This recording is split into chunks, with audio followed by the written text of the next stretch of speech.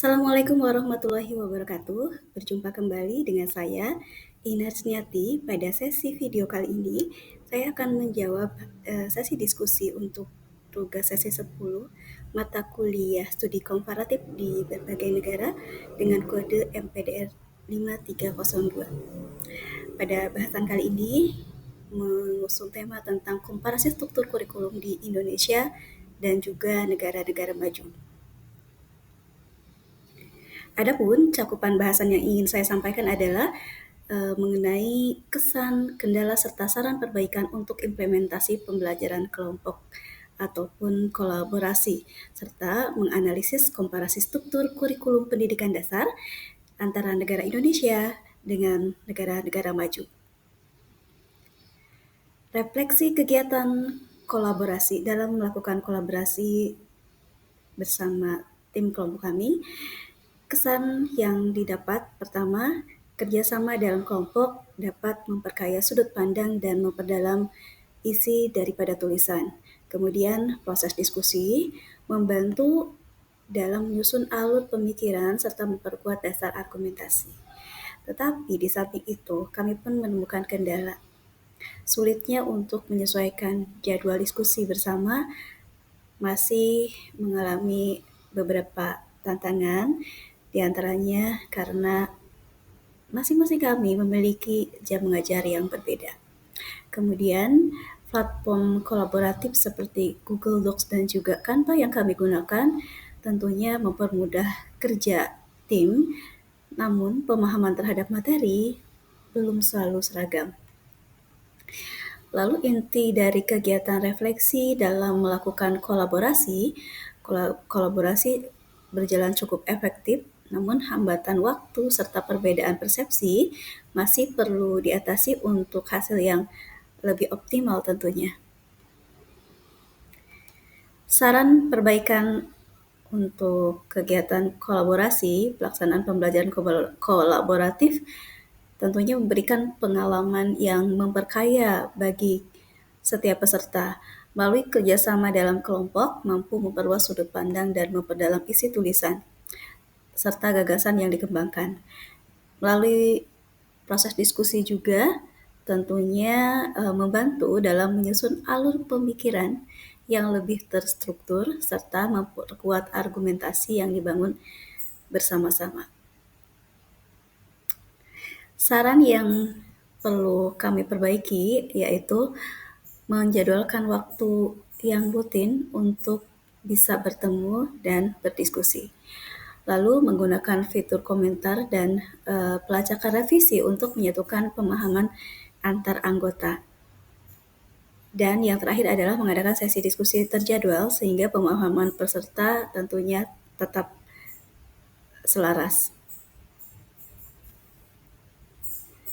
Pada kesempatan kali ini, saya akan menganalisis 2 artikel berkaitan dengan komparasi kurikulum di Indonesia dengan negara-negara maju, dalam hal ini negara Finlandia, Korea Selatan, beserta negara Jepang.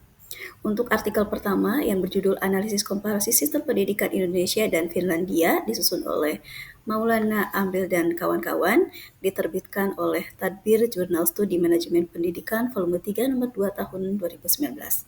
Dan artikel yang kedua dengan judul Wawasan Pendidikan Suatu Komparatif Sistem Pendidikan di beberapa negara maju seperti negara Korea Selatan dan juga Jepang yang ditulis oleh Citra Kurniawan.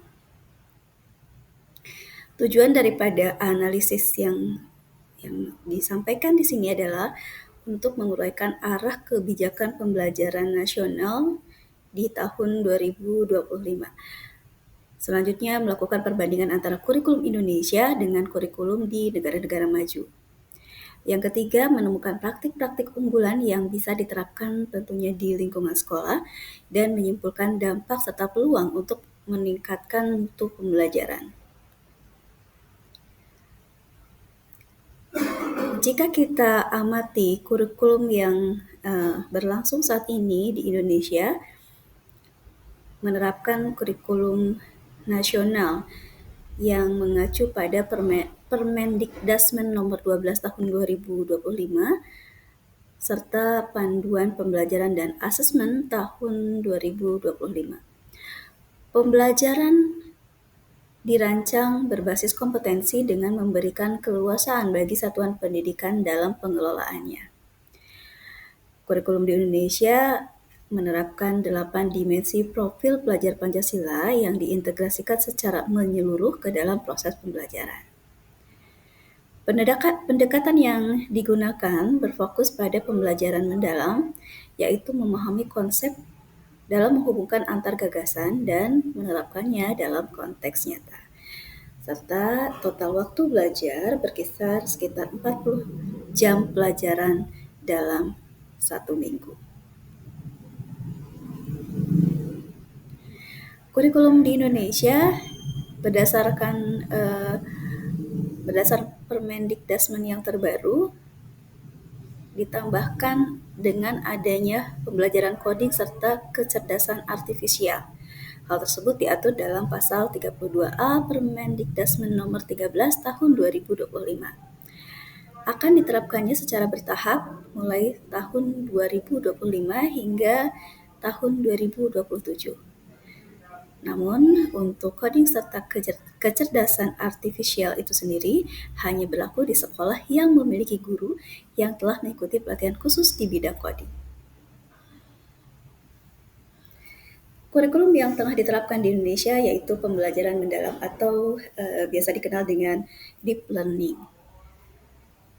Ada 4 komponen utama dalam kurikulum pembelajaran mendalam. Yang pertama adalah praktik pedagogis, kemitraan pembelajaran, lingkungan belajar, serta pemanfaatan digital. Yang tentunya menghasilkan 3 pengalaman belajar, yaitu siswa diharapkan mampu memahami, mengaplikasi, serta merefleksi. Yang ujungnya atau akhir daripada semua ini diharapkan setiap siswa memiliki profil lulusan dengan 8 dimensi, yaitu memiliki keimanan, kewargaan, kreativitas, penalaran yang kritis, kolaborasi, kemandirian, kesehatan, serta komunikasi. Asesmen kurikulum nasional menerapkan 3 jenis asesmen, yaitu asesmen for learning, asesmen as learning, serta asesmen of learning. Asesmen for learning memberikan umpan balik selama proses belajar itu berlangsung, sedangkan asesmen as learning mengandung pengertian guru harus mendorong merefleksi dan pengaturan diri oleh siswa. Satu lagi adalah assessment of learning, yaitu dengan menilai capaian akhir pembelajaran. Asesmen dirancang untuk mendukung pembelajaran mendalam, bukan sekedar mengukur hasil akhir saja. Jika kita amati sistem pendidikan Indonesia dengan negara-negara maju seperti Korea Selatan, untuk Indonesia sendiri menitikberatkan keseimbangan antara pencapaian akademik serta pembentukan karakter siswa, mendorong perubahan pendidikan melalui pendekatan pembelajaran mendalam, bukan melalui persaingan. Kompetensi digital diperkuat melalui mata pelajaran pilihan seperti coding yang diterapkan secara bertahap. Sementara untuk negara Korea Selatan, kurikulum disusun dalam struktur jenjang 6 tahun. 6 tahun di jenjang dasar atau SD, 3 tahun untuk tingkat menengah, dan 3 tahun untuk tahap SMA. Di Korea Selatan juga menerapkan standar nasional yang ketat dengan budaya belajar yang sangat kompetitif. Waktu belajar yang panjang didukung oleh alokasi dana pendidikan yang cukup besar. Lalu, komparasi tentang pendidikan Indonesia dengan negara Jepang. Di negara Jepang, kurikulum yang diterapkan bersifat stabil serta didukung oleh budaya literasi yang sangat kuat. Disiplin yang tinggi serta kemampuan mengatur diri sendiri menjadi ciri khas peserta didik. Keterlibatan aktif dari orang tua dan komunitas lokal menjadi bagian penting dalam proses pendidikan. Nah, implikasi bagi pendidikan Indonesia tentunya perlu dibangun budaya sekolah yang kokoh serta kemitraan yang erat antara sekolah dan juga orang tua. Untuk mewujudkan pembelajaran yang mendalam, dibutuhkan ekosistem pendidikan yang konsisten serta berkesinambungan. Jika dikomparasi antara pendidikan Indonesia dengan Finlandia, Finlandia sendiri pendidikan di sana berlandaskan prinsip kesetaraan dan kesejahteraan peserta didik. Finlandia tidak menerapkan sistem peringkat maupun pengulangan kelas. Waktu belajar relatif cukup singkat, sekitar 30 jam pelajaran dalam 1 minggu. Guru wajib memiliki kualifikasi minimal magister dan melalui proses seleksi yang sangat ketat. Pembelajaran dirancang berbasis pemecahan masalah serta pencarian makna yang kontekstual. Relevansinya dengan pendidikan yang ada di Indonesia, pendekatan pembelajaran mendalam sejalan dengan arah kebijakan pendidikan nasional. Indonesia mulai mengembangkan kompetensi digital melalui mata pelajaran pilihan seperti coding, meskipun pelaksanaannya masih dalam tahap bertahap. Implikasinya bagi sekolah, terutama di sekolah kami yaitu SD Islam Darussalam Cikunir Kota Bekasi. Penerapan pembelajaran mendalam atau deep learning, pembelajaran difokuskan untuk dilakukan secara aktif, kolaboratif, dan juga kontekstual. Integrasi akhlak dan profil pelajar Pancasila dalam setiap mata pelajaran, budaya kelas berubah menuju eksplorasi, diskusi, serta refleksi. Asesmen formatif dan juga refleksi siswa, guru membuat alat asesmen harian seperti jurnal, rubrik, proses, dan yang lainnya. Portofolio, perkembangan memperkuat komunikasi dengan orang tua. Selain itu, Kementerian Orang Tua dan juga komunitas, dukungan untuk proyek, kegiatan karakter serta pembiasaan positif, kolaborasi dengan tokoh setempat yang ada di lingkungan sekolah seperti masjid terdekat, RT RW untuk mendukung citra sekolah. Peran orang tua memperkuat keteraturan belajar di rumah.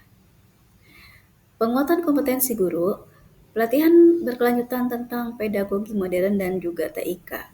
Komunitas belajar guru atau lesson study melakukan sharing praktik baik untuk menunjang mutu pembelajaran agar semakin meningkat dan lebih konsisten. Dan yang terbaru yaitu pembukaan kelas coding serta artifisial. Sekolah lebih futuristik dan kompetitif tentunya khusus untuk wilayah Bekasi itu sendiri. Perlu perangkat serta jaringan yang kuat dan diberikan pelatihan bagi guru-guru agar semakin terlatih. Menjadi program unggulan sekolah berbasis teknologi dan memiliki nilai Islami. Dapat kami simpulkan bahwa perubahan kurikulum tidak cukup hanya tertuang dalam dokumen, tetapi harus tercermin dalam mutu pelaksanaan. Arah kebijakan pendidikan Indonesia sudah berada di jalur yang tepat dengan fokus pada pembentukan karakter, penguasaan keterampilan abad ke-21, serta penerapan pembelajaran yang mendalam. Demikian yang dapat saya sampaikan. Terima kasih. Wassalamualaikum warahmatullahi wabarakatuh.